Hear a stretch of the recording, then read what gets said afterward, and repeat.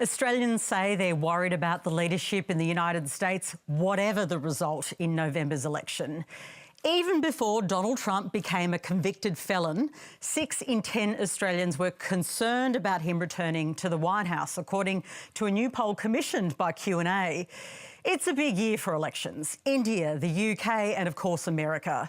And the results will have implications for the future of democracy itself. Joining our panel is former BBC journalist Nick Bryant, who's just written a book about America's forever war. Kim Hoggard was a former White House staffer in the Reagan and Bush senior administrations. Parnell McGuinness is a policy strategist and Conservative commentator. Actor, writer and satirist Jonathan Biggins joins us, and human rights lawyer and barrister Jen Robertson. Welcome to Q&A.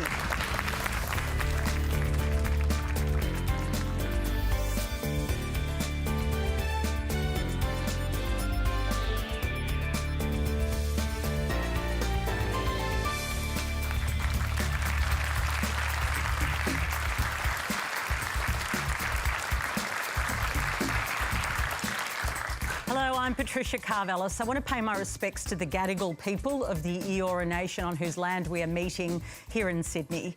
Remember, you can live stream us around the country on iView and all the socials. Quandra is the hashtag. Please get involved. To get us started tonight, here's a question from Jonathan Samway. Hi, Jonathan. Hi. My question, as the US presidential election looms, why do Americans and the world stubbornly ignore that Donald Trump is not an anomaly, but the very epitome of US society, perfectly mirroring what a lot of people perceive when they look at America? Start us off big, Nick. Trump was no aberration.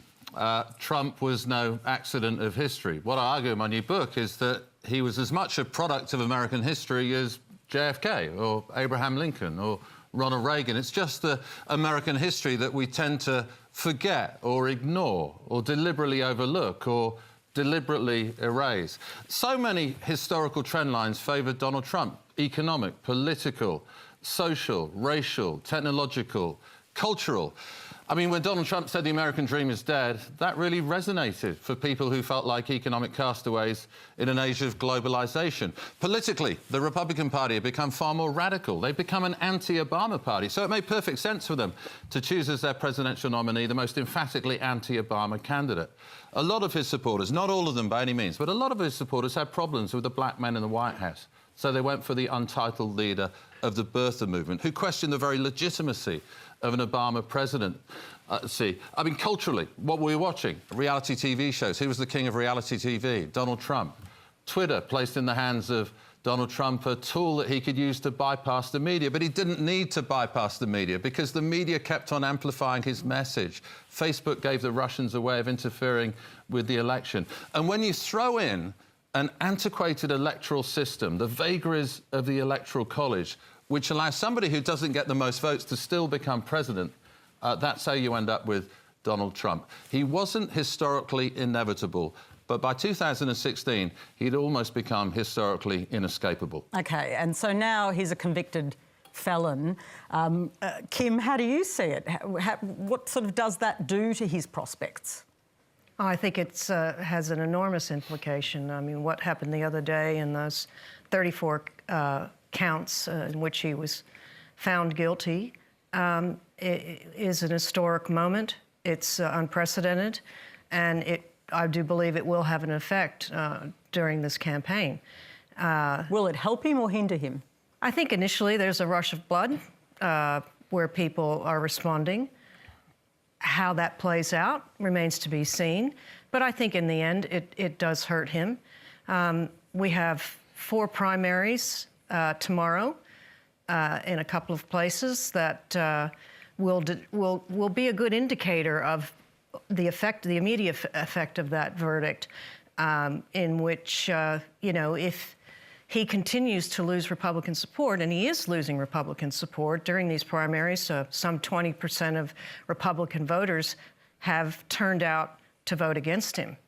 So if that continues tomorrow, if Nikki Haley still keeps getting some votes, you know, I think that's an indication of the reaction. But certainly, Trump may be an anomaly, or may not be an anomaly, as the questioner put it, but he was never an elected official. He was never a public official. He never held any kind of elected office of any kind before. In that sense, I'm not sure that's going to be repeated in the United States. It's hard to predict. Anybody can be president. That's what people like to think about their country. But he is an anomaly certainly in modern American times. Jonathan, I wonder, what's your interest in this story? My interest in this story is that when I see a country like the United States and the rise of nationalism and how, as a superpower, it sort of it emboldens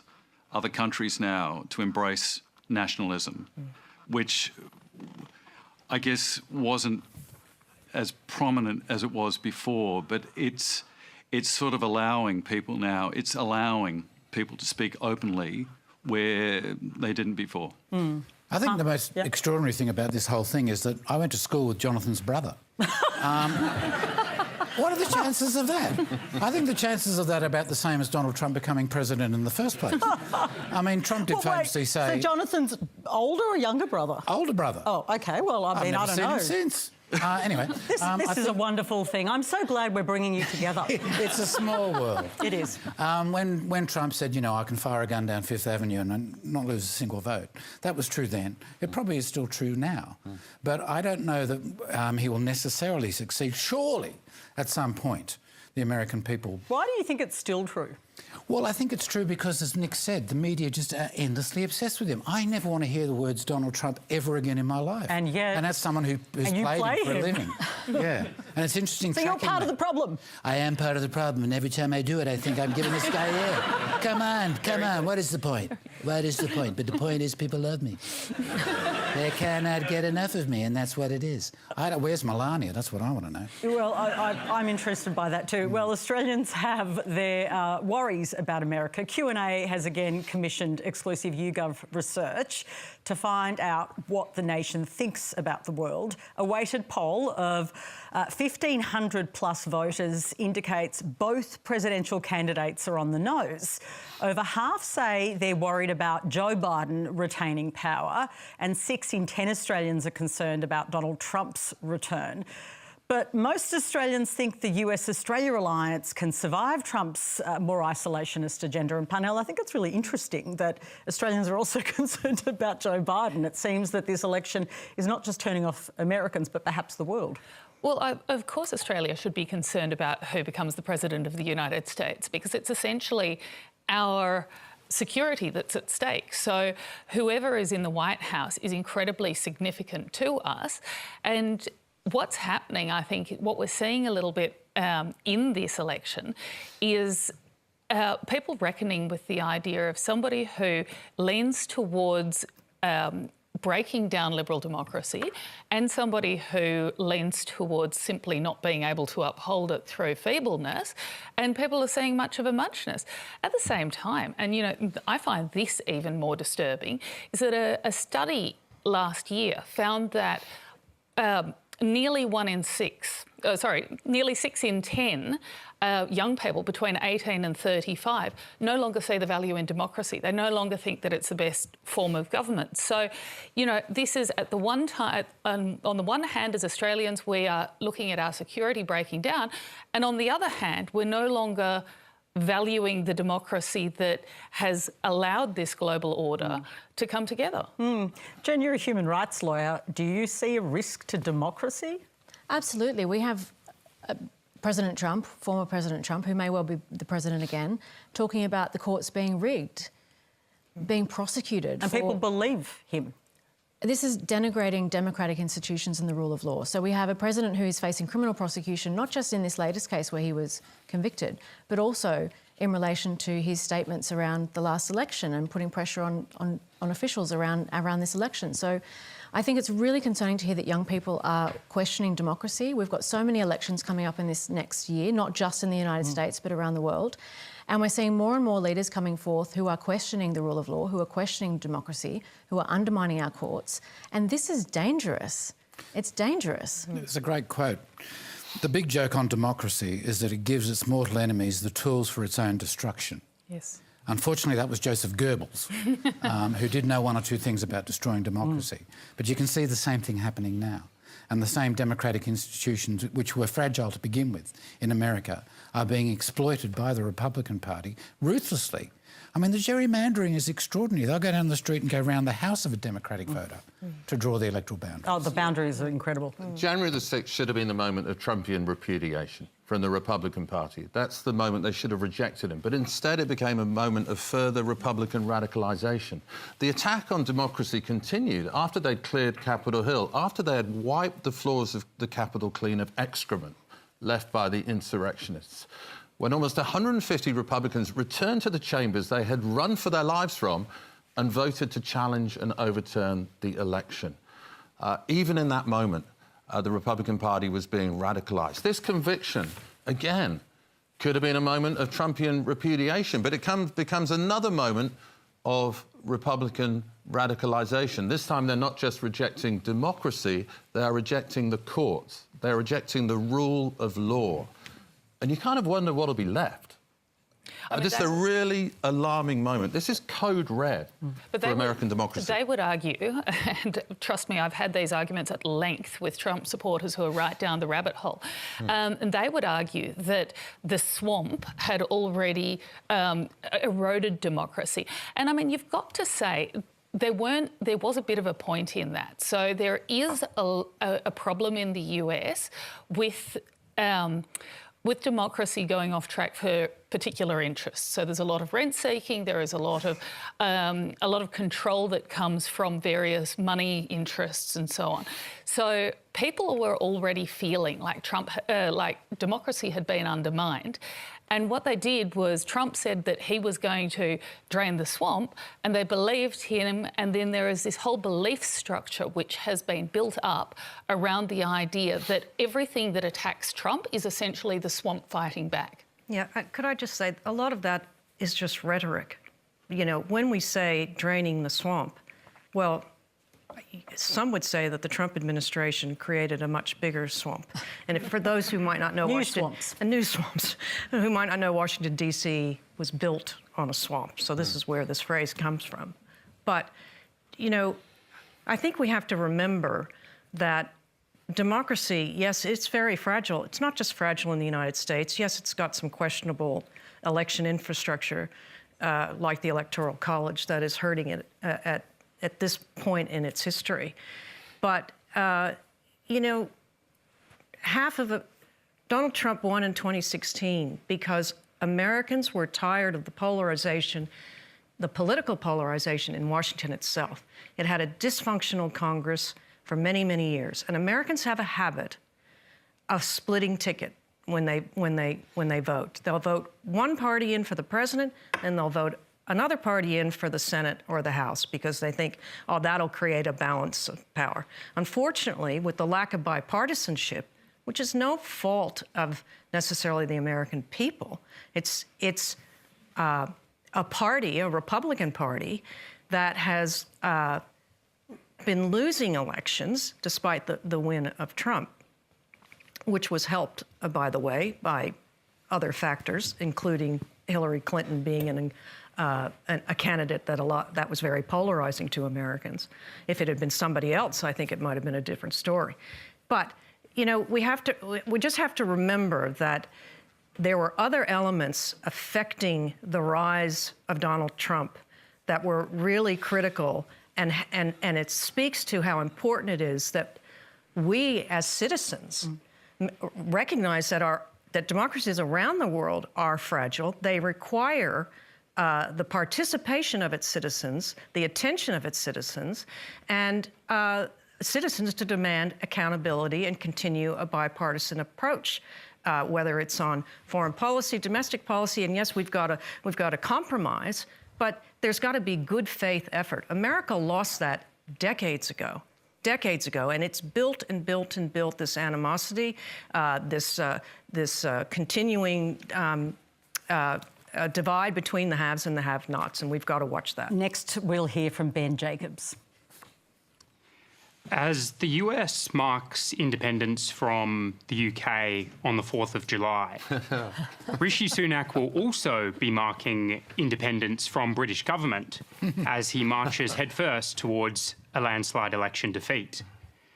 So does he just want to get it over with and head to Miami Beach? Or is there any chance he can actually win? And if so, how? Nick Bryant. The British election looks like a Carry On movie, doesn't it? Oh. Do you have the Carry On movie in Australia? Brilliant. I mean, from Downing Street, you know, announcing in torrential rain, with somebody at the bottom of Downing Street with a boombox blaring out "Things Can Only Get Better," which was the theme tune, of course, of Tony Blair's campaign in 1997. Then he heads to the Titanic Museum. I mean, you just could not make this stuff up. Then he appeared the other day in front of a backdrop with two little black blobs behind him, which made him look like Mickey Mouse. It's almost like his campaign is sabotaging him. The spin doctors have almost become saboteurs, haven't they? It is. But it does look like they'll suffer a huge defeat. I mean, there is this talk that he wants to head over to Silicon Valley. There is this talk that he called the election early, fearing a leadership spill. Britain's had more prime ministers in the last few years than Australia has. We're winning the ashes of prime ministerial instability. You are champions at it. Jen, you live in the UK. This election, is it all done and dusted? Is he really just trying to get out for the summer? This is Labor's election to lose. So Labor is so far ahead in the polls, and frankly, I'd be pleased. My Downing Street colleague Keir Starmer could become the first fellow barrister Prime Minister of the country. But of course, I live there, and it is visceral there. The economic downturn and the despondency of young people. A recent study from Cambridge University showed that basic services in the UK, because of chronic underfunding under consecutive Conservative governments, has led to a lower standard of services than we saw in Eastern Germany, in the UK. And so I think there's a real sense that we need a change, and that people are suffering. You think about the cost of living crisis in Australia, it is so much worse. And of course it's a result of the economic act of self-harm that was Brexit, that is having a massive impact on the British economy, but it's also chronic underfunding as a result of Conservative policies. And we're seeing it, and you can feel it. And what I really hope is that young people come out to vote, because I think while Labor is well ahead in the polls, and it is for them to lose, there's a real concern about the way they're running their campaign. It's pretty small target strategy. Small target. Will they? It's not a compulsory voting country. Will young people, will the Muslim voters come out and support them after what they've been saying about Israel and Palestine? These are really big questions. I mean, that's the other problem. I mean, it's called a democracy. It's the mother of Westminster democracies. Non-compulsory voting. When Thatcher won the landslide, I think only 48% of the population bothered to turn up. And then you'll have a three-cornered contest with first past the post. So you could win, technically, with 34% of 40% of the people who bothered to turn up. So it's not really representative. So I think anything could happen in this election, That's really. an interesting point. So you don't see it as a fait accompli? Well, no, but because the vagaries of first past the post make it anyone. It's a lottery. What's Keir Starmer like? I think you know him, right? Keir is an excellent lawyer, he's a great barrister, but what's more important is the policies that Labor will put forward. And so for me as a human rights lawyer, it's important that we will see a Labor government that will support the Human Rights Act, that will support the European Convention on Human Rights, that will continue to respect human rights in this country. I mean, in the UK, Rishi Sunak and the Conservatives have done a huge damage to the British, to young people, to the economy, to human rights, some of the policies that they've been implementing. And I think Keir Starmer will be a better Prime Minister. Interesting. Yeah, I suppose I've still got the image, Jonathan, of him announcing the election as the rain is falling. Well, that was on him. unfortunate, yes. Was it? Well, it's like when Neil Kinnock was knocked over by the waves. But then I think, why is it? Why have we got to the point where those sort of optics seem to genuinely affect the outcome of an election? Does the fact that someone has a press conference in the rain really alter their credentials? Well, does it? Or do we just... Well, I think it... Well, I think there was that's a thought the that Ed paucity. Miliband once lost the election because of the way he ate a bacon and egg roll. well, was Tony Abbott and the Onion here was controversial for similar reasons, right? More a reflection on the media's coverage of the elections than the politicians themselves. I mean, have we got to the point where those things are actually important? I mean, you know, in the old days, when you didn't have this sort of 24-hour news cycle, when you didn't have, you have to win the morning, you know, you only had to win the week, let alone the morning or the next 2 hours, people weren't as obsessed with this sort of imaging. When people didn't have their photographs taken more times than Churchill had in his entire life in an hour, I think it's very difficult to get any sort of long-term policy development or actually move beyond the optics of the politics. But it does matter. I mean, he stood out there saying Labor doesn't have a plan, and the man didn't check the weather forecast. Yeah, but...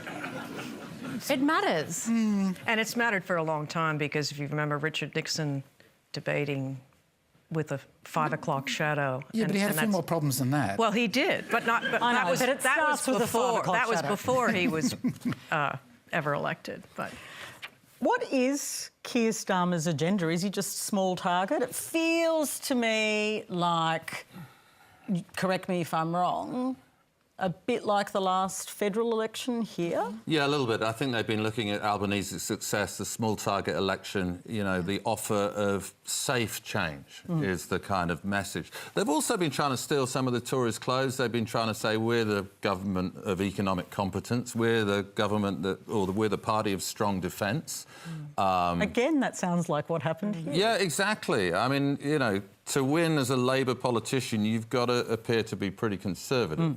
And I think they've learnt that lesson. I think Jonathan makes a really good point about the frailties of British democracy. I mean, it's interesting how Britain has co-opted a lot of Australian politics. I mean, New Labour was really a kind of... it was a version of the Hawke-Keating years. The Tory party is absolutely fixated with John Howard's success, to the extent that they actually brought Lynton Crosby over. They called him the Wizard of Oz in Britain. And they just took the term "stop the boats." Yeah, and exactly. They literally ventriloquised that term. But what I wish Britain would do is actually take some of, not your politics, but your democracy. Australia is a really innovative democracy, you know, in terms of coming up with preferential voting, in terms of proportional representation. You were the first country that allowed women to stand for Parliament.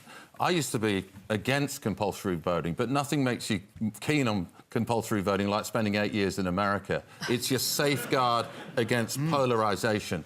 There are some really good democratic ideas in Australia that could be exported around the world. I don't think you realise the extent to which you could become a global exemplar, not of politics, but of democracy. Yeah, take our system, go to the AEC. Parnell, how does this reflect on the end of what could be, according to the questioner who says July the 4th is time to go to the US for Rishi Sunak? How will this period of Conservative rule in the UK be remembered?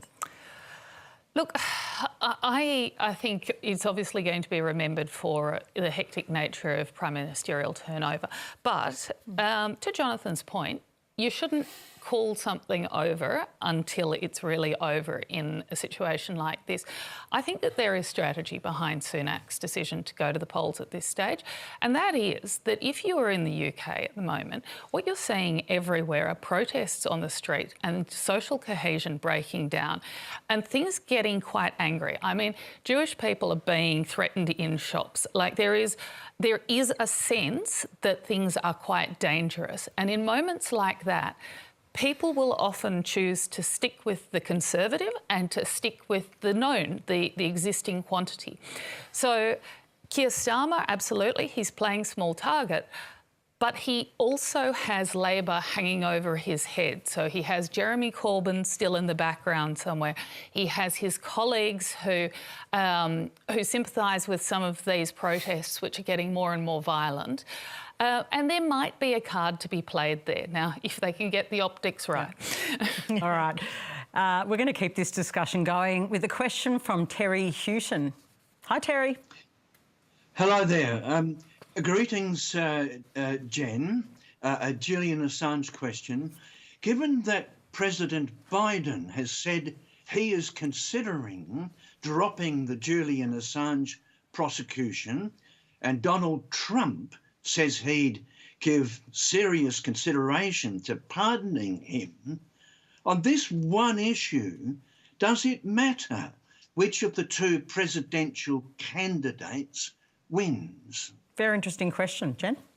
Well, for me, whichever president ends the 14-year persecution of my client for award-winning publications in the public interest will be the better outcome for Julian Assange. But the fact is... Do you feel, though, now, at the heart of that question, that in the US there is a similar view emerging, from both sides. What is really promising about this is the emerging bipartisan view about the problematic nature of this case and the fact that it needs to be brought to an end. So we have bipartisan support here in Australia. We've had Prime Minister Albanese coming out saying enough is enough.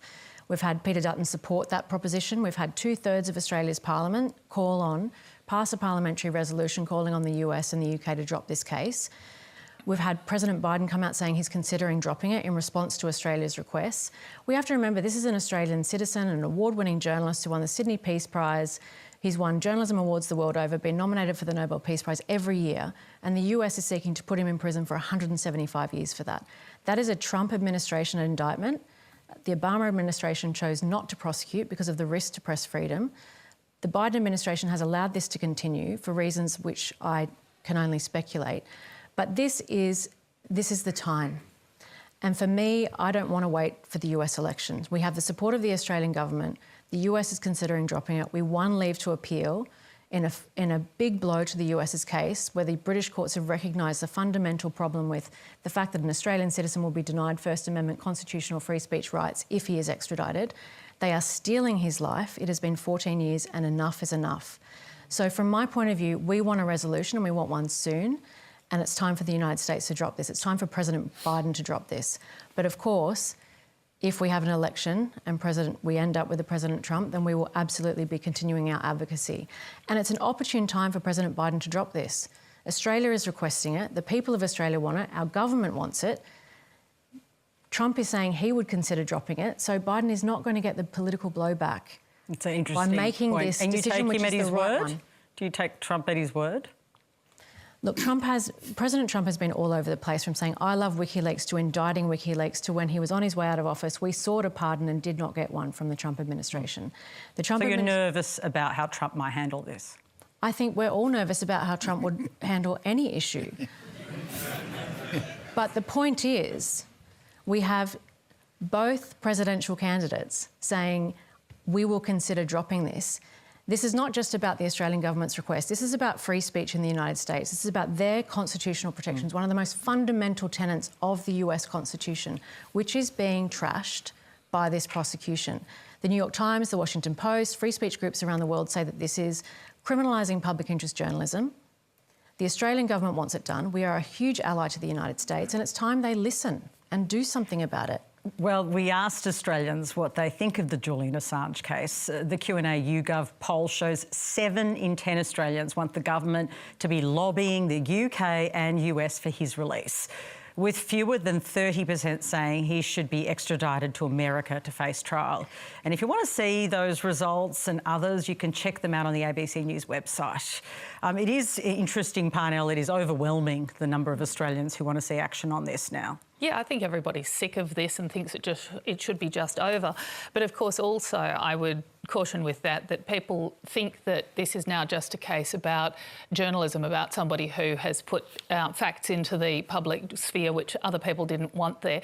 But the truth is, the case is about the fact that he tried to hack into a secure military file. So, I mean, that's actually not correct. There is absolutely no evidence. Well, that's what the allegation was. Please explain to me the allegation in the case, because it's not hacking. I'm sure you can explain it better. Would you like to explain to me You go the basis ahead. upon which you call it hacking? There is absolutely no accusation of hacking. This is a question of receiving, possessing and publishing information. There is absolutely no allegation of hacking in that indictment, and I encourage you to read it because you will not find it. Do you think, though, that he was perhaps a little, well, I'm not quite sure of the word, it was not done in the best possible way, the release of the WikiLeaks material, and the fact that much of the subject of the WikiLeaks material we have completely forgotten, yet we know about him. He became the story. Do you think he could have handled it better?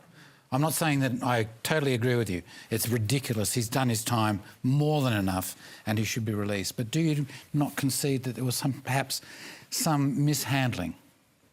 Well, you've made a number of points. The first is that WikiLeaks publications have been some of the most important publications in our history. It's changed the way we talk about journalism. Those publications have been used in some of the most important human rights cases around the world, have demonstrated that the US was killing far more civilians in it than they were admitting.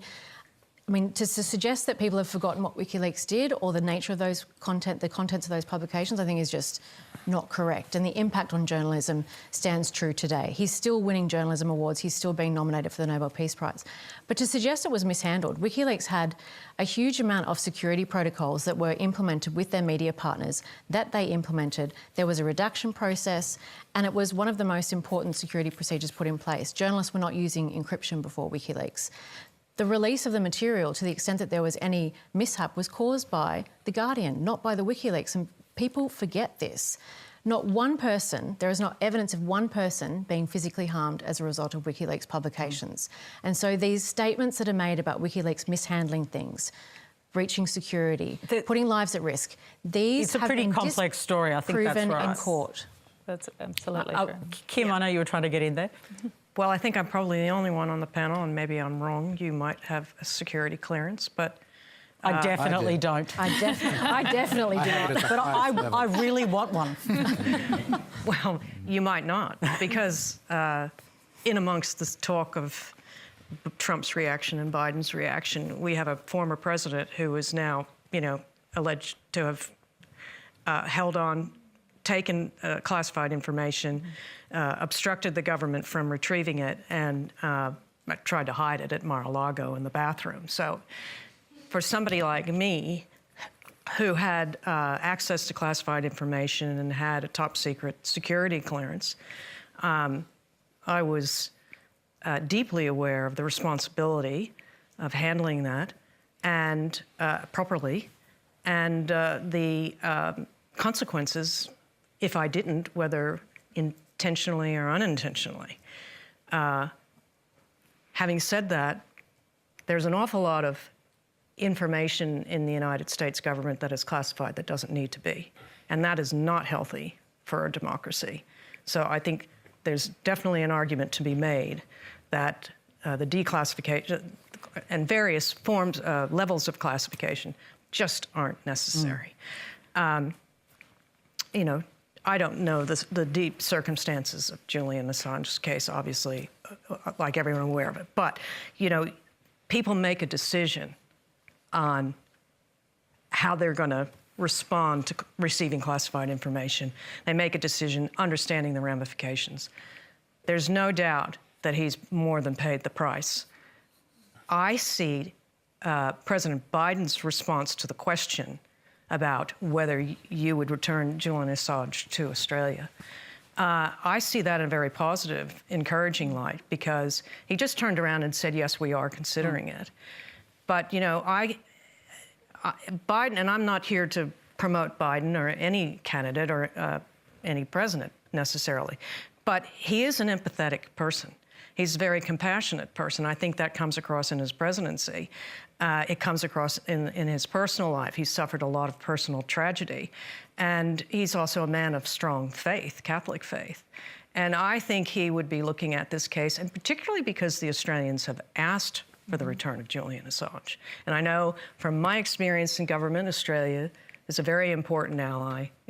Australia is considered in a very fond way. It's a strong alliance. And so I took that to mean that this could happen. The U.S. does have to go through processes to ensure, political, legal, and national security ramifications of such a decision. But to me, that looks like that could very well happen. Now I'd like to bring in Isabella Hughes. I nearly called you Isabella Higgins, who's one of our journalists. Hello, Isabella Hughes. How are you? Good, thank you. How has the evolution of cancel culture from an instrument for accountability to a mechanism for societal control impacted the balance between freedom of speech and social justice? Jonathan Biggins. Oh, God. Cancel culture. Because you did so many facial expressions, I don't really right. know a great deal about cancel culture because I have no online presence at all. I think social media is the devil's work. And I think has anyone tried to cancel you that you've heard about? Well, they might have. I wouldn't know, unless a concerned friend told me. I think there is a difficulty now. I think some arts organisations, talking in arts and culture terms. I think some are a little hesitant to do things. I think it is time for the artists to take back control of the agenda and for the artists to be able to say, I will make the decisions about what I say, and I, as an artist, will interpret what I think the society is telling me. I think Billy Connolly had a great line. He said, I don't need anyone to tell me what's funny. I'll know if it's funny when I say it. And if it's not funny, I won't say it again. And I think there is a value in that. And I think there is a value in returning to the creative people the ability to make creative judgments about what society is talking about, where it's going, what's being tolerated, what's changing. And I think there's a danger when an unelected, unrepresentative, vested interest in any particular issue makes people feel nervous about saying things. Isabel, do you think social media is the devil's work as well? Look, I think it can be... Just quoting from some... Yeah, it can be a dangerous place, obviously, and I think that people are hesitant to maybe talk about their beliefs and their views. And, you know, I'm an artist and I definitely believe in the things that you're saying, and I know there are other people who are, you know, scared to express themselves. And do you feel like people are hesitant to express what they really think? Yeah. The other thing you can do is you can express your views and whatever you want to make of your creativity, not online. Yeah. I mean, there can be a return to the analogue world. Yeah. I mean, eventually it's going to be with AI. The only one you're going to believe, the only way you're going to believe anyone is if you see them in the flesh saying it. And I think there's a great possibility for the return of live performance, live theatre. I mean, look at what happened with apartheid in South Africa. I mean, the theatre was a vital part of that because it was the only place people could say something. They were very courageous, but they still did it. And I think as AI makes it almost impossible to trust anything you read on the internet, the notion of two people or three people or a group of people listening to someone in a space will become, again, vitally important. Wow, I like that. It's optimistic. Sort of. I'm always optimistic. I mean, firstly, there was the destruction of society, but then the optimism. Yeah, we've got to move through that and then we rebuild. We have. Jen, is there a threat that cancel culture does have an impact on people's human rights and expression? Absolutely. I mean, look at an example that was in the news today. Free speech and social justice is so important, and cancel culture, I think, has been important in accountability, but it's also making people nervous to share things. And if we look at examples here at the ABC, Antoinette Lattouf, who was sacked from the ABC, determined today by the Fair Work Commission, for sharing a tweet from material from Human Rights Watch, an internationally reputable human rights organisation, about the use of starvation as a tool of war by Israel, which is the very thing that Netanyahu is now being sought for prosecution at the ICC. She was sacked from her job for sharing human rights information. That is unacceptable. That ought to be protected by free speech. And frankly, I think there is a real concern about people who are concerned about sharing their views about Palestine because of, and we know from leaked text messages that there was a Zionist lobby campaign to have her removed from the ABC. The ABC did not have the backbone to support her and support the free speech of their journalists. That is a problem in our democracy. But it's not just on Palestine. It's not just on Palestine. I work in the space, I defend women who speak out about gender-based violence. I represented Amber Heard. I have written a whole book about women speaking out about gender-based violence. And the social media, we can't discount the importance of social media as a space for expression. Women who are speaking out are being targeted. And I had people come up to me and say, I was scared to express my view to support Amber Heard because of the onslaught that I would face for speaking out about the violence that I saw. As her lawyer, I got death and rape threats. Every single person who put their head above the parapet to support her, let alone if we talk about what happened to Brittany Higgins in this country. So I think there is a real issue about creating safer spaces to enable anyone to speak out about important human rights issues, whether we're talking about Palestine, whether we're talking about women's experience of domestic and sexual violence. OK. If you're just joining us, you're watching Q&A Live with Nick Bryant, Kim Hoggard, Parnell, Palme, McGuinness, Jonathan Biggins and Jen Robinson. Plenty to get to tonight. Here's a video question from Josh James. In the Israel-Hamas war, why is it seemingly so difficult for people to criticise atrocities perpetrated by both sides? If we can't condemn both the rape and murder of Israeli civilians and also condemn actions by Netanyahu and Hamas, which place Palestinian civilians at risk, we risk losing our humanity. Why is it so hard to place our humanity above our tribalism? Nick, I might start with you there. You've covered wars, and this one has really created pretty deep divisions. Yeah, what happened on October the 7th was grotesque. It was an atrocity. It was a terrorist act. It was appalling. And people should say that and be unafraid to say that.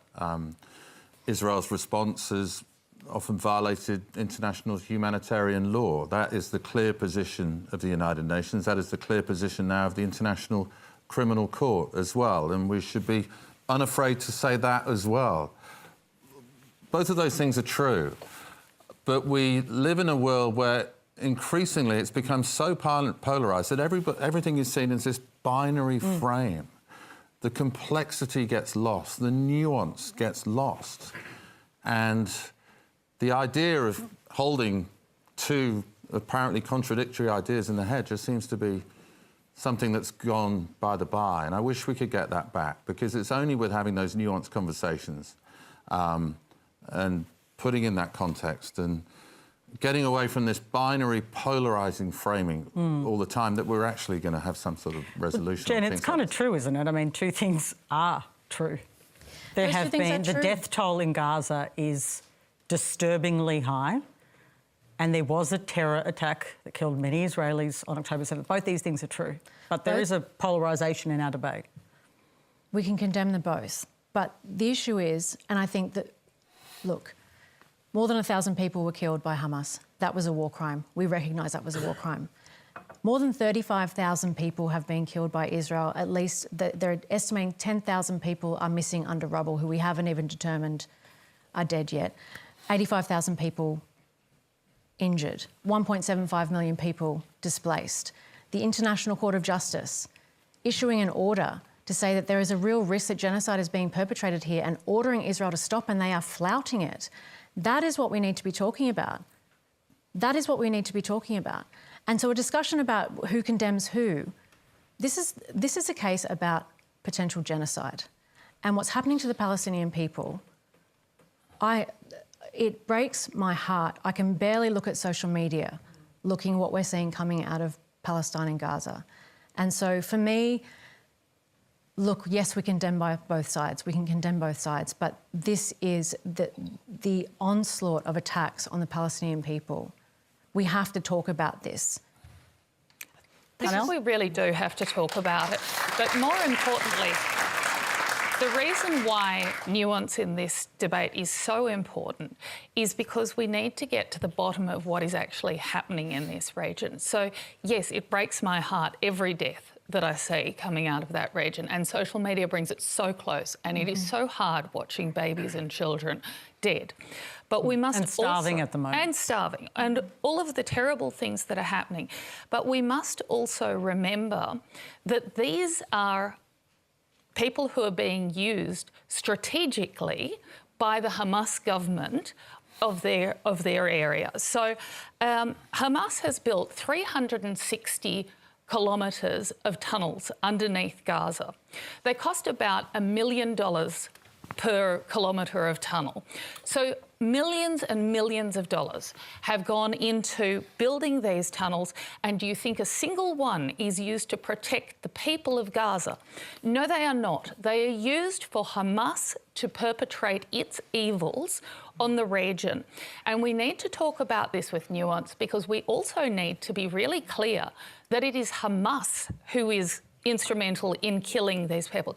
Yes, it is Israel who are trying to get to Hamas, and it is a really, really complex situation. I'm sorry, but this is astonishing. It is Israel that is killing the Palestinian people. Let's talk about the billions of dollars in military aid that go to Israel to support. They have the most. They have the most well-equipped military in the world. Absolutely. And yet, And yet that attack happened, and we can absolutely blame Netanyahu for dropping the ball on that, and we should, because he needs to be held accountable. And even his language, though, it's a mishap. I mean, it's pretty dismissive, unacceptable, right? Unacceptable. But this is why we would need to go deep into the nuance on this. Like, there have been things which are unacceptable on both sides, but it is so important for us to understand that Hamas are just as responsible for the deaths of these Gazans as every death caused by... OK, that is... Kim? I think in all of this discussion, we have to remember the role of leadership. My experience with war was the first Gulf War, after Saddam Hussein invaded Kuwait. And after 6 months of us traveling around the world to find peaceful diplomatic resolution to remove Saddam from Kuwait, he did not go. And that we worked through the UN, we had all these resolutions, and the final resolution was, any means necessary to remove him. We even went the extra step of meeting with Iraqis prior to the decision to go in. But I will say that the decision was, and of course, George H.W. Bush launched an attack, drove the Iraqis out of Kuwait, and that was it. The decision was to abide by the UN resolutions, which did not call for the ouster of Saddam Hussein. But there was a real push on the part of many actors in the Middle East, as well as in the U.S. government and allies, for the U.S. and allied forces to continue on into Baghdad and to go after Saddam Hussein and the Iraqi military.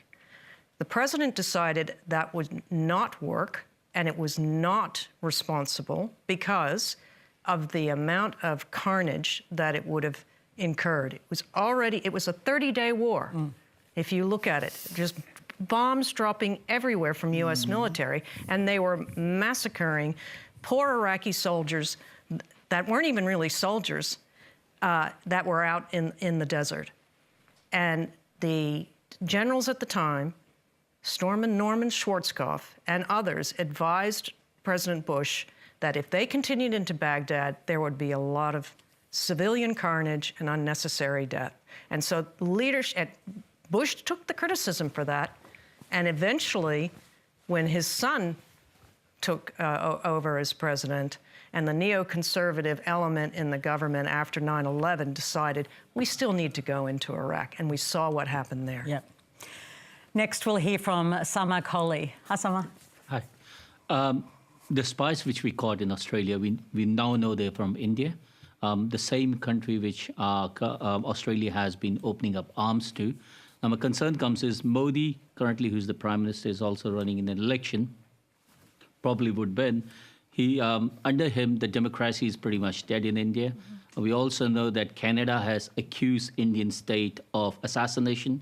We also know that the US has accused India of attempted assassination. And yet, I feel that Albo is weak on that. Nick, you've covered India. I think you've got rather under Modi's nose. Yeah, I covered India for haven't you? 3 years as part of covering South Asia for the BBC. And, yeah, I had a few run-ins with Narendra Modi. He was the Chief Minister of Gujarat at that time. He was always accused, of course, of turning a blind eye to the massacre in Gujarat. Indeed, he's been accused of being complicit. That's never been proven in a court. He's been cleared of that by the Indian Supreme Court, but those allegations continue. And the Bush administration actually banned Narendra Modi from entering the United States. I ran into him once during an Indian election campaign. It was Uttar Pradesh. He saw me and my cameraman there. He said, the BBC's here. The BBC will call me Hitler. And we wouldn't have called him Hitler. But we did run that clip of him saying, the BBC will call me Hitler. There was a lot of people there. We were kind of wondering how we were going to get out, but we did. And the reason why Modi has been embraced is because they see India, obviously, as a counterweight to China. I think there's a domestic political reason as well here. There's a lot of Indian Americans who love Narendra Modi. And obviously, Albanese went to that rally in the west of Sydney and called him the boss, didn't he? And what I think... Which is being used now in, you know, as a sort of propaganda tool in India. And what I think Modi shows is how an extremist can be absorbed into the mainstream. It's kind of worrying. I saw Modi in New York about 9 months before Trump came down the Golden Escalator. He had a rally at Madison Square Garden. They called it Modison Square Garden that day. They had a painting of Modi that was like the Obama painting, you know, the Shepard Fairey painting, the Hope painting. And it was pure demagoguery, and it was really alarming. And what made it alarming was a whole phalanx of Democratic politicians there who were namasteing Modi as he came in. And then he went to Washington, and Obama took him to the Martin Luther King Memorial on the National Mall. Martin Luther King was influenced by Gandhi, of course, and Obama thought this would be great to show Modi. Obama actually wrote a tribute to Modi in a Time magazine, the most 100 influential people. I mean, Bush banned Modi, Obama was writing a tribute Right, and to at him. the end of the question is like this question, you know, is elbow weak on Modi? Well, I think the whole of the international leadership is weak on Modi because they feel they need Modi as a counterweight to China. So they'll look... Not only that... They'll overlook the past. It's the same issue as, you know, a lot of electorates in Melbourne. Australia's got one of the biggest Indian diasporas in the world. And a lot of it is concentrated in Melbourne, and a lot of marginal Labor seats have very high Indian populations. And I think there is a tendency now...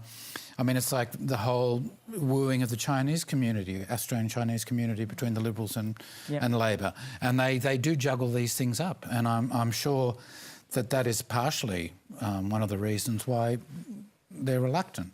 Plus, they're reluctant because most modern leaders are gutless.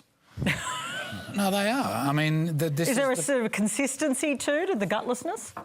Well, look, across party lines, different leaders. Do you see something common? Well, I mean, you know, if I could be Mr. Keating just for one moment and remind people what political leadership actually looked like. I mean, you look at the dismal record of the last 17 years. You had Kevin Rudd, Tintin meets the Rain Man.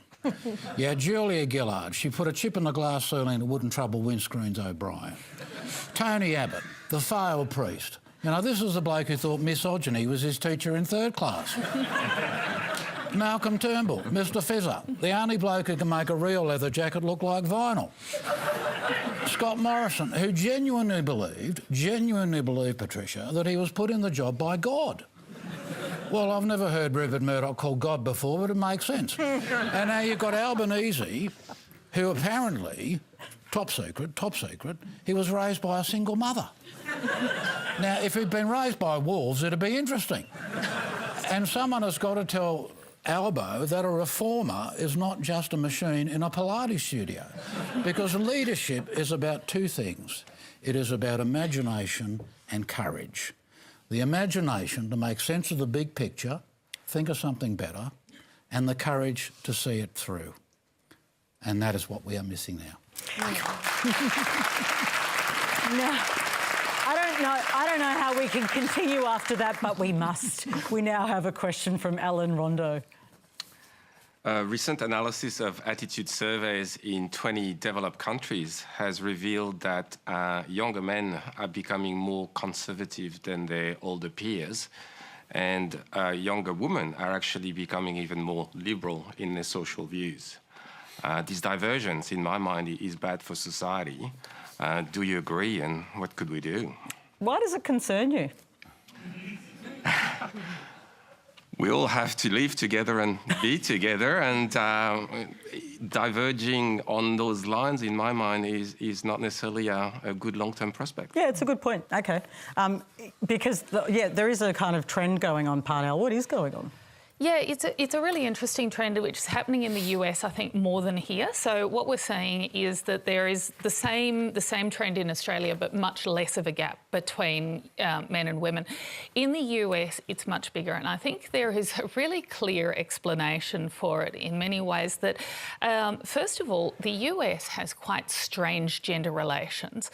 So there is a sort of post-sexual revolution phenomenon where women are expected, especially in the US, to be hypersexualised, but then are somehow dirty if they have had sexual partners.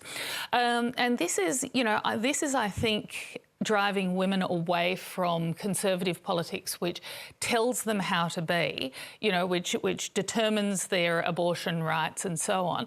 At the same time, young men are reacting against this sort of real identity politics, which leaves them feeling a little bit lost. You know, there is an issue for men at the moment, and I think that we have to not mock them for it, but take it very, very seriously, because there is a sort of a reordering of gender relations where men used to bring the money to a relationship, essentially. You know, they used to bring the money and the sort of earning power and the stability and strength to a relationship. Now women are often bringing that, but they're also bringing the beauty, frankly. So I know a lot of women who are just punching way above the men that they're with, and I think it's really difficult for men to recalibrate where they're supposed to belong in these new gender relations. And so they kind of retreat into a sense that, you know, things have gone wrong, and of course that's a conservative position. So, you know, you have these complex kind of social factors. I agree with you. We need to get past this. It's just, you know, whichever side of the political spectrum you live on, at the end of the day, men and women are going to have to find their way together for the longevity of the species. So we do need to work out how we can help men overcome some of these issues and adapt to modern times.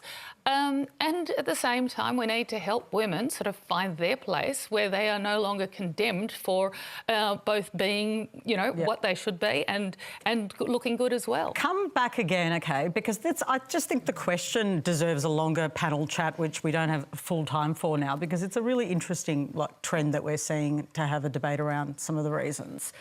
I've got to ask, let the final question be asked from Jenny Carroll. Where are you, Jenny? Hi, Jenny. Hi. Take it away. My question is for Jonathan Biggins. Respect for politicians is at an all-time low. Who do you feel is our brightest and most astute Australian federal politician currently, and how could you satirise this person? I've just done a big act. Well, this is... Ooh, who... gee. Just 10-second answer, because I need you to perform. Oh, all right. Oh, I don't think there are any bright stars at the moment. Really? Not one? Well, not really, no. Really? Not a huge amount. Not one? I don't think they're allowed to be. I don't think anyone is able to. And I think the part of the problem is that the politicians are so tightly controlled by their media advisors that Albanese, Dutton, they're not doing it for you? Well, no, Mr Dutton, no, he's not really doing it, no. What about Jackie Lambie, the musical? Oh, Jackie Lambie. Well, Mandy Bishop, who's about to join us shortly, does a fantastic Jackie Lambie. I mean, Jackie Lambie has emerged from being someone who was a bit of a worry. She has a reputation as being one of the hardest workers, and she is a fantastic character to do. But there are plenty to make fun of. Oh, I thought you meant that's a whole other to question. be good. Okay. I thought you meant to lead us to the next glorious stage of the Republic. All right, now that's all we have time for. Thanks to our panel, Kim Hoggard, Nick Bryant, Parnell, Palme, McGuinness, Jonathan Biggins and Jen Robinson. And that's your cue. Oh, right. Take it away. Yes, Jonathan is about to perform to us. He's going to be at the Sydney Opera House tomorrow night for the Gospel According to Paul, which will run for most of June. Thank you for sharing your stories and your questions. This year, Q&A will be running in seasons. So we're about to take a little break. We'll be back on air in August. I'll be back in the chair with you. I'm already looking forward to it, but there'll be lots of excellent ABC programming to take us out tonight. A glimpse into behind the scenes of an ALP federal conference, which always makes for some strange bedfellows. Good night. Oh, Julia. Hello, Paul.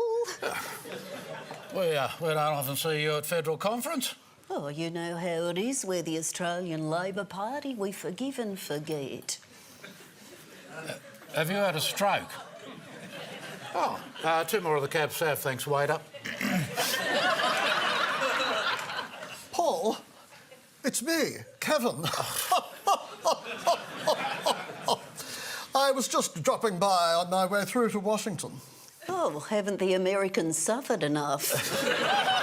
Oh, Julia, Kevin? I thought this was a gathering of the party faithful. Well, you're here, so it's obviously not.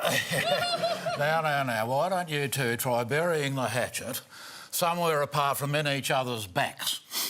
You can talk. Had any Christmas cards from Blanche Delpouget lately? Yeah, not that you could put on the mantelpiece, no. Well, isn't this fun? Look, what's say we liven this place up a bit? Come on, we can still throw the switch to vaudeville. Kevin, you can play the old goanna, can't you? Oh, well, I used to play the organ in church. Oh, yeah. But I haven't touched it for years. Right, OK. No need to touch it now, just play the piano. Fair enough. Right, then. That's it. Oh. Too fast. 3 Labour ex-PMs are we, pushing a fading legacy. Things would be worse if not for me. What? 3 Labour ex-PMs. I had a chance to do great things. Someone was sniping from the wings. Beaten by Howard, that still stings. 3 Labour ex-PMs. 3 Labour icons reunited. Can't really say I am that excited. Why was Kevin Dud invited? History soon condemns 3 Labour ex-PMs.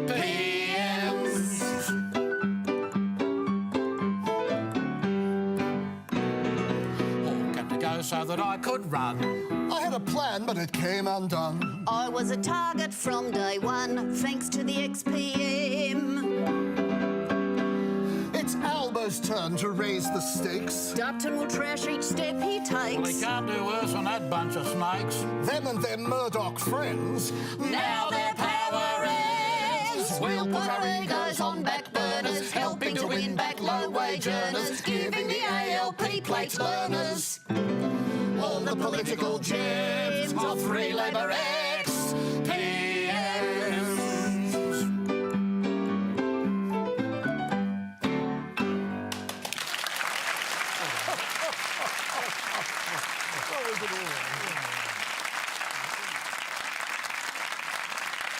Finding news you can trust should be a walk in the park, right?